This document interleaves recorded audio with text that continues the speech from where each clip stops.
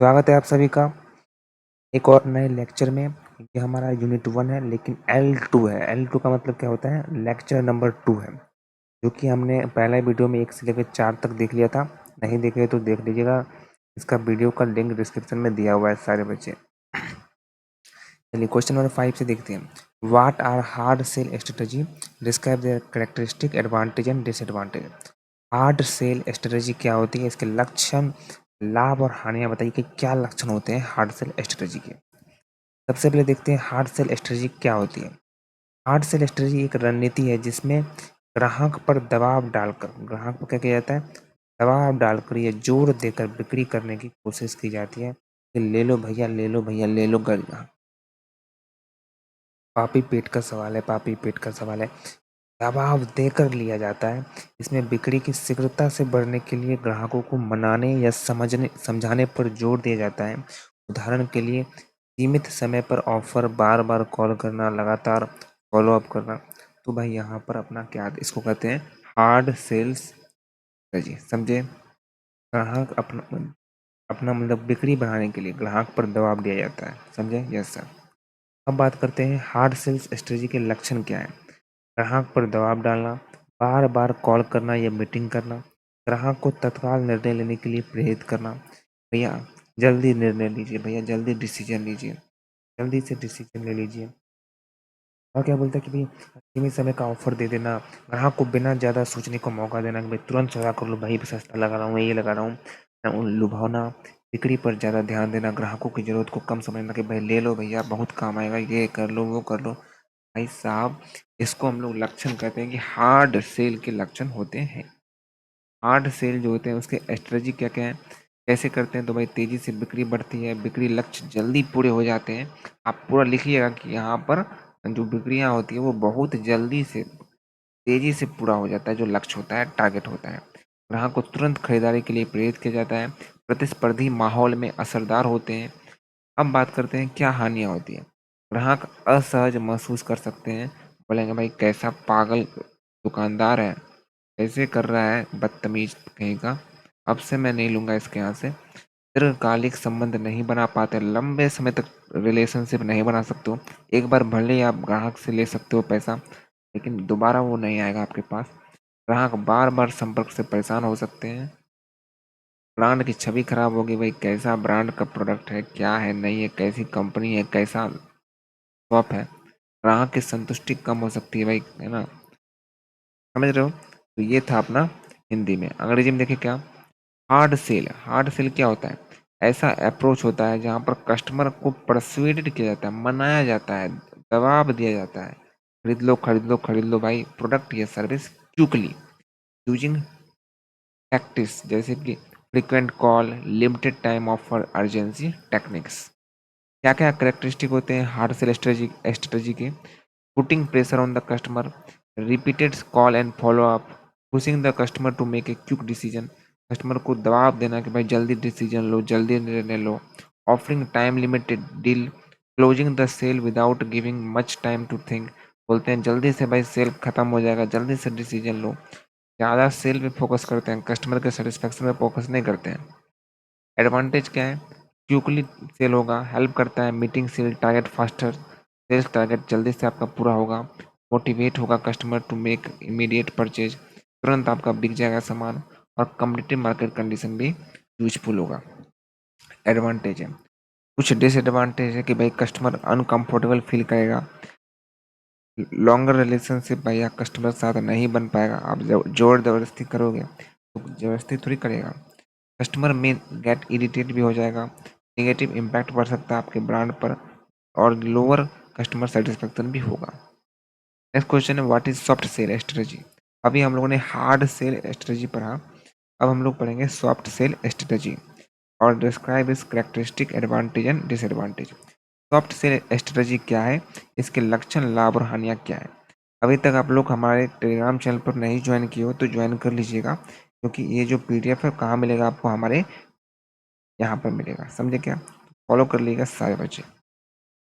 Soft sales strategy में ग्राहक क्या होते हैं उस पर जोर नहीं दिया जाता है। सॉफ्ट सेल स्ट्रेटजी में क्या होता है, सॉफ्ट सेल स्ट्रेटजी में ग्राहक पर जोर नहीं दिया जाता है, बल्कि धीरे धीरे विश्वास और संबंध बनाने पर फोकस किया जाता है। यह ग्राहकों की जरूरतों को समझकर, समय देकर मददगार बनाने की प्रक्रिया होती है। सॉफ्ट सेल स्ट्रेटजी के लक्षण है: पहला, कि ग्राहक केंद्रित दृष्टिकोण, ग्राहकों की जरूरतें और समस्याओं को समझना, उन्हें समाधान देना, विश्वास और भरोसा बनाना, ग्राहकों के साथ अच्छा संबंध बनाना। अच्छा संबंध बना कर रखोगे तो लंबे समय तक रहेगा। संवाद और जानकारी देना, ग्राहकों को समझाना, सेवा देना, पूरी जानकारी देना बिना दबाव के, समय देना कि भाई आप सोच समझ के बोलो, पर्याप्त समय देना। ठीक है। यहाँ पर दोस्तों बार बार आ रहा है कि व्हाट्सएप चैनल ज्वाइन कीजिए, तो आप लोग व्हाट्सएप चैनल जरूर ज्वाइन कर लीजिएगा, जहाँ पर आपको वायरल क्वेश्चन पेपर मिलेगा। Thank you so much. समझे क्या? यस।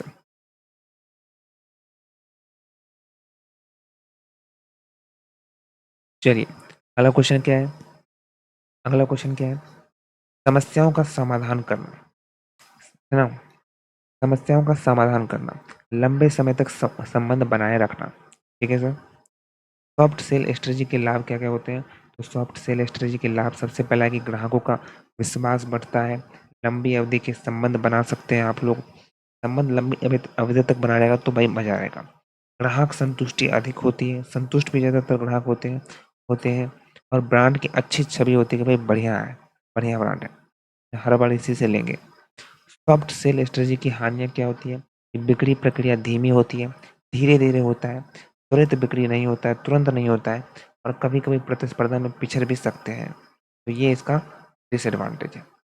इंग्लिश में देखिए क्या, सॉफ्ट सेल स्ट्रेटजी फोकस करता है, ट्रस्ट बढ़ाता है, रिलेशनशिप बढ़ाता है, कस्टमर की जेंटली बहुत ही अच्छे से उसको समझता है, समझने का मौका देता है सामने वाले को, समय देता है, कोई दबाव नहीं है, कोई जोर जबरदस्ती नहीं करता है। कैरेक्टरिस्टिक क्या है कि भाई कस्टमर सेंट्रिक अप्रोच है, कस्टमर को देखकर चलता है, कस्टमर के नीड को सेटिस्फाई करता है, ट्रस्ट और रैपोर्ट को बढ़ाता है, कम्युनिकेशन बढ़ाता है, उससे बातचीत करता है, अपना कुछ बात शेयर करता है, समय देता है, और साथ साथ समय जो भी समस्या है उसका हल भी करता है। जो भी कस्टमर को समस्या है, उस संतुष्ट होने में जो समस्या आ रही है उसे हल करता है, और लंबे समय तक रिलेशनशिप फोकस करता है। समझे क्या? Yes sir.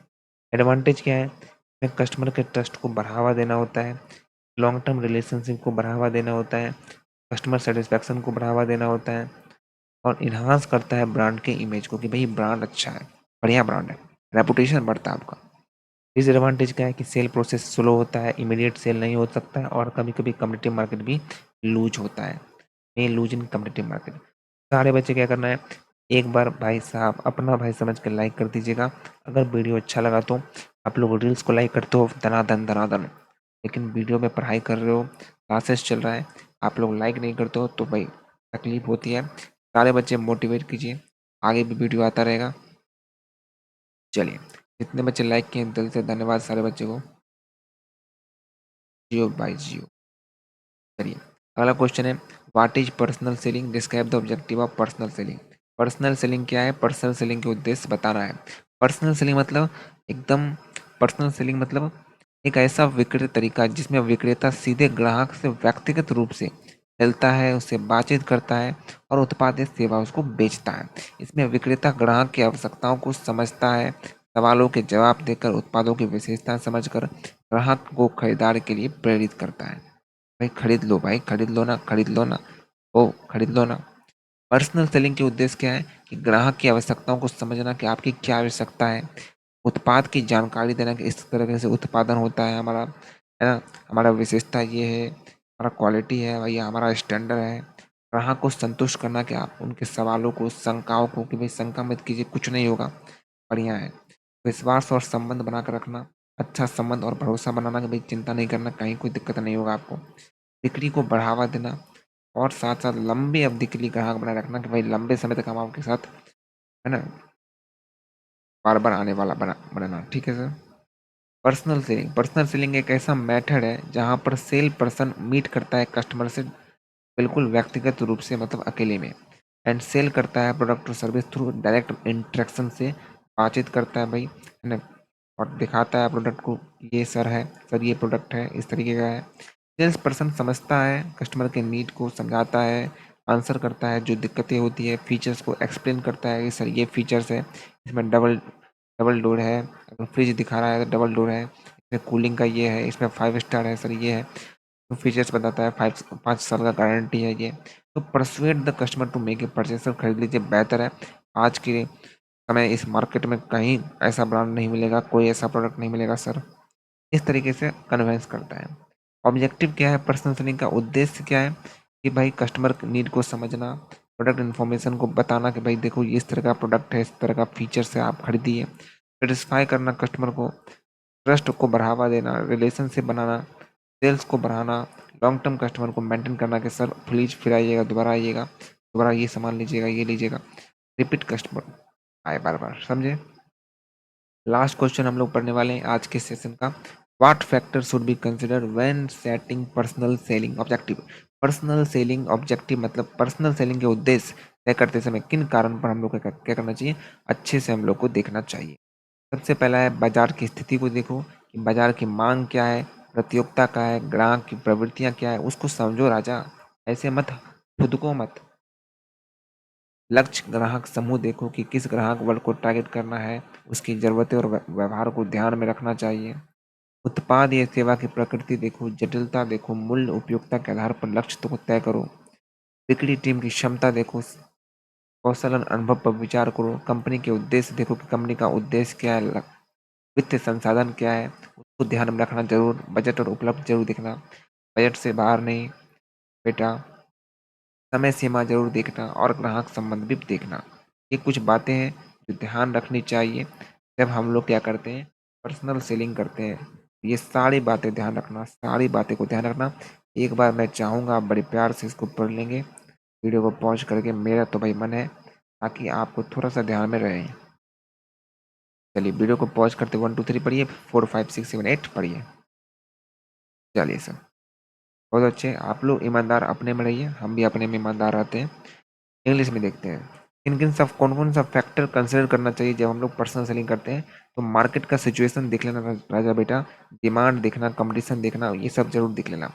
Target customer group देखना, कौन से कस्टमर को जरूरत होगा, कस्टमर सेगमेंट देखना, ये सब देख लेना। ठीक है, समझे क्या। जैसे आप चॉकलेट बेच रहे हो तो वो ओल्ड एज के लोग थोड़ी खाएंगे, वो तो बच्चे खाएंगे चॉकलेट, तो वो कस्टमर ग्रुप देख लेना ना कि कौन से कस्टमर देख रहे हैं। आप चूड़ी बेच रहे हो तो चूड़ी कौन खरीदेगा भाई, जेंट्स थोड़ी खरीदेगा चूड़ी, तो कस्टमर आप ग्रुप देख लेना। आप पर्स बेच रहे हो तो कोई बच्चा थोड़ी खरीदेगा पर्स, तो टारगेट कस्टमर ग्रुप जरूर देख लेना। नेचर और प्रोडक्ट सर्विस देखना कि प्रोडक्ट सर्विस का नेचर क्या है, प्राइस कैसा है ना। तो उस हिसाब से आप जाना, ये नहीं कि हर घर में घुस के जाकर बोलना भाई साहब स्टैंडर्ड ऑफ लिविंग देख लो, घर द्वार देख लो, तब जाना भाई, है ना। ठीक है, तो नेचर देख लो कि कौन सा तरह का प्रोडक्ट है, कौन सा तरह का प्रोडक्ट है। सेल टीम कैपेबिलिटी देख लो कि आपके पास कितना नंबर है, कितना स्किल है, कितना एक्सपीरियंस है, ये भी देख लो। कंपनी के ऑब्जेक्टिव क्या है, कौन सा गया गोल है, क्या स्ट्रेटजी, उसके हिसाब से करना है। फाइनेंशियल रिसोर्स देखना, बजट के बाहर नहीं बेटा। टाइम फ्रेम देख लेना भाई, और अचीव करना है कितने समय में हमें अचीव करना है। और कस्टमर का रिलेशनशिप देखना कि भाई कस्टमर क्या पहले से एग्जिस्ट है या नहीं है, क्या सेटिस्फेक्शन कस्टमर का है, कि सब कुछ देख लेना। मैं चाहूँगा इंग्लिश मीडियम वाले बच्चे, आप क्या कहाँ से आए हो, कहाँ से आए हो सर, आप भी पढ़ो ना, आप भी पढ़ो ना। वीडियो को पॉज करो सारे बच्चे, एक बार आठों के आठों पढ़ेंगे। वीडियो को पॉज कीजिए और आठों का आठ तक क्या करना है, एक बार बड़े प्यार से पढ़ लेना है। Thank you so much. अब अगला हम लोग वीडियो आएंगे, सारा क्लास कराएंगे, चिंता नहीं करना आप लोग को। Thank you so much, thank you.